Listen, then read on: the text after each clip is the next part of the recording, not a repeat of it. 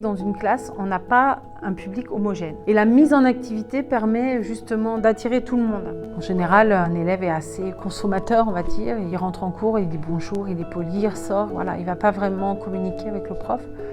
Et là, je sens que ça leur convient, qu'ils aiment bien.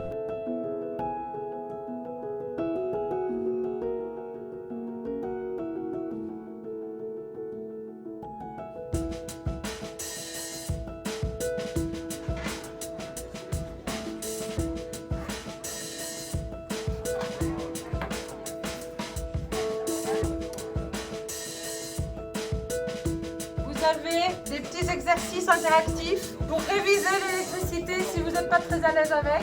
Je m'appelle Geneviève Ponsonnet, je suis professeure de physique-chimie au lycée Blaise Pascal à Orsay, dans l'Essonne. Je pratique la pédagogie inversée depuis environ 7 ans. On fait en classe toutes les activités qui sont cognitivement assez compliquées. Faire des exercices, donc mettre en application des notions que l'on a vues et rendre à distance tout ce qui est cognitivement plus simple, comme regarder ou écouter un cours, prendre des notes sur un cours. Les élèves s'installent en îlot de 4 élèves et ils ont des activités assez guidées à faire, mais avec quand même un choix parmi ces activités à réaliser. Et ils ont un plan de travail que je leur donne au début de chaque séquence qui récapitule un petit peu toutes les notions qu'ils auront à voir, les compétences à acquérir et les activités qu'ils auront à réaliser pour acquérir ces différentes compétences. Voilà. Et là, tu as toute une série d'exercices en ligne. Ils font des exercices selon des parcours différents, ils choisissent leur niveau de difficulté. Ils font ces exercices en petits groupes avec la correction et lorsqu'ils n'y arrivent pas, ils s'entraident et si vraiment ils ne comprennent pas, ils m'appellent. Ça peut être aussi jouer contre d'autres élèves sous forme de défis pour se poser des questions et voir s'ils ont retenu les notions du cours. Donc ça, ils aiment vraiment beaucoup. C'est quoi un buzzer, madame? Le buzzer, c'est quelque chose qui fait du son. C'est un récepteur. Bravo les filles!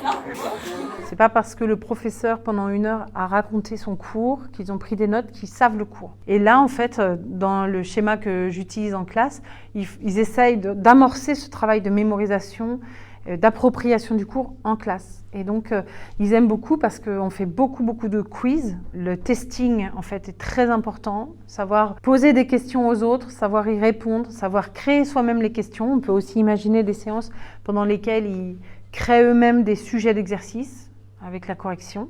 Et donc, en sciences cognitives, on montre que ce moment d'appropriation est très important pour vraiment ancrer les choses dans la mémoire.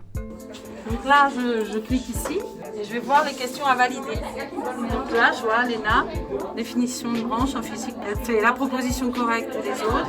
Ok, je vais valider sa question et elle reçoit un petit bing pour dire la question a été validée. Les élèves ont été très productifs puisque si je regarde les statistiques, depuis le début de l'année, ils ont proposé 479 questions, ils ont joué 7212 fois, 498 parties, c'est juste une classe.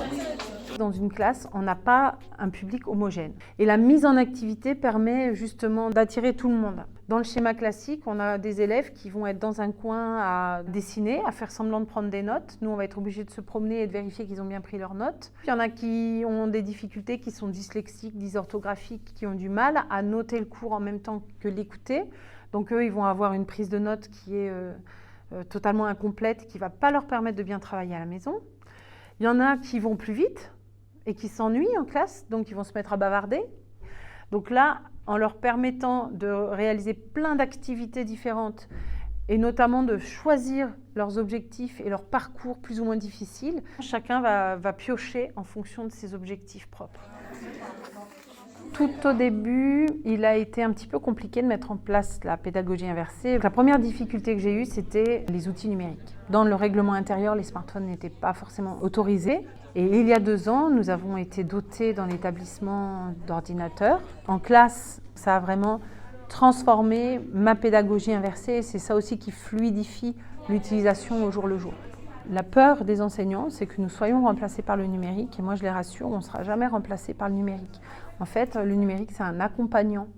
C'est quelque chose qui va permettre de beaucoup plus différencier son enseignement et ça va vraiment permettre de différencier le travail auprès des élèves parce qu'on peut leur donner des travaux différents à faire et les élèves travaillent à leur rythme et ça, sans le numérique, on ne pouvait pas le faire, enfin, plus difficilement.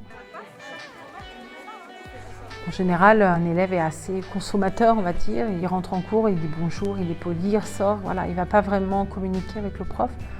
Et là, je sens qu'il y a besoin aussi d'exprimer que ça leur convient, qu'ils aiment bien. Et on sent qu'ils viennent avec plaisir en cours.